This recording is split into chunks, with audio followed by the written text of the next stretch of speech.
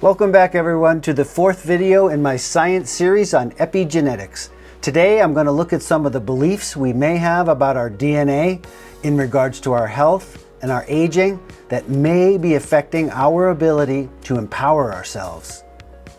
Here's a video of Roger Bannister breaking the 4-minute mile in 1954 for the first time in modern history. The tape is broken, and so is the record athletes have long been dreaming about. I hope you'll join me for a few minutes as I use this amazing achievement as an example of how we can break through limiting beliefs and how this directly applies to how we think about our DNA. My name is Robert Needleman. I'm a molecular biologist and biochemist. Welcome to Empower My DNA.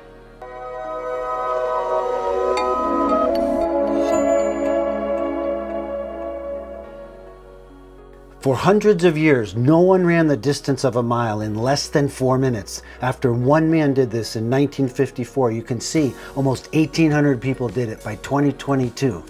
The question is, what changed? The only difference was that people believed it was possible. Richard Bandler, one of the co-creators of neuro-linguistic programming, or NLP, said, "Beliefs are the foundation of our actions, and changing beliefs can lead to behavioral change."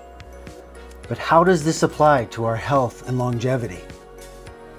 In order to empower ourselves with the knowledge of epigenetics, we need to be aware of some important limiting beliefs we may have about our DNA. Have you heard of genetic determinism? Genetic determinism is the belief that human behavior and characteristics are primarily, or even exclusively, determined by an individual's genes with little or no influence from environmental factors. It's a perfect example of this. Life magazine from April 1998, Were You Born That Way? Personality, temperament, even life choices. New studies show it's mostly in your genes. In genetic determinism, genes control your life. This was taught as a fact to many of us in our schools. It's reinforced in the media, and it's still quite common to hear about this in modern medicine. So it's very important we have an awareness of this belief.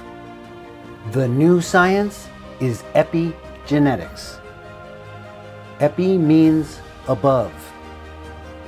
Literally, control above the genes.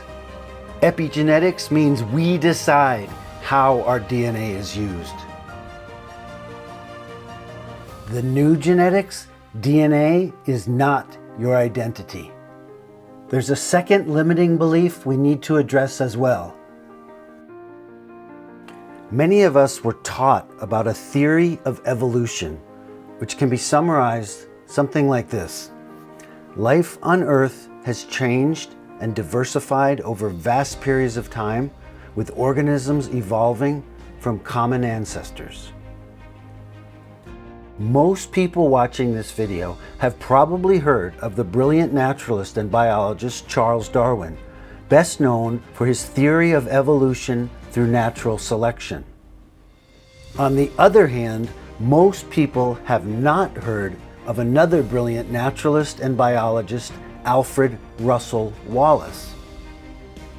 On June 18, 1858, Charles Darwin received an essay written by Alfred Russel Wallace. It outlined Wallace's theory of evolution by natural selection in terms that were strikingly similar to Darwin's own drafts of the theory. Darwin's friends suggested that he and Wallace have their work presented together, since Darwin was concerned he wouldn't receive credit for the theory. So 2 weeks later, the first public reading was made of the joint theory of evolution by Charles Darwin and Alfred Russel Wallace. Neither of them were present at this meeting.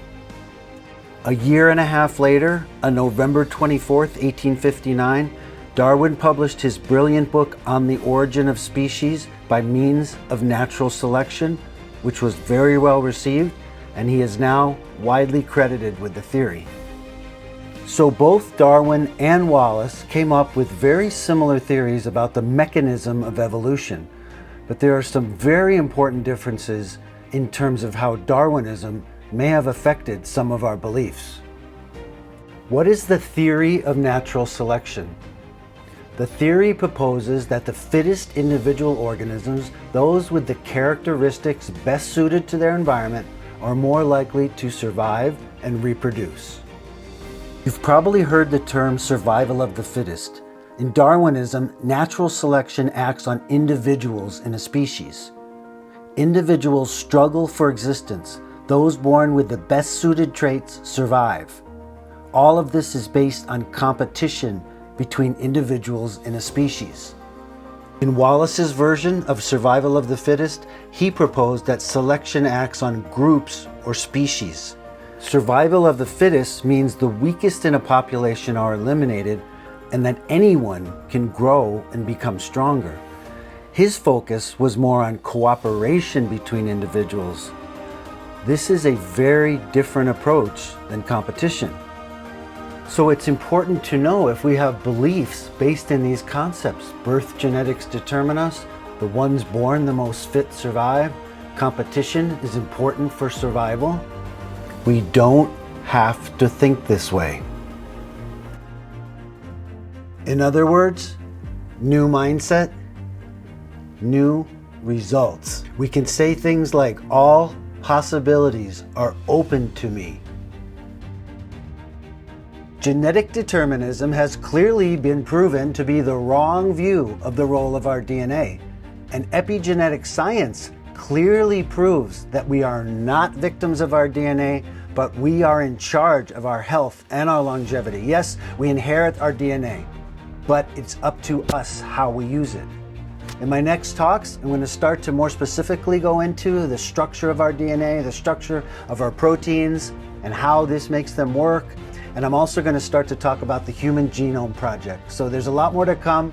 Thank you very much for joining me. I really appreciate it. Have a most incredible day.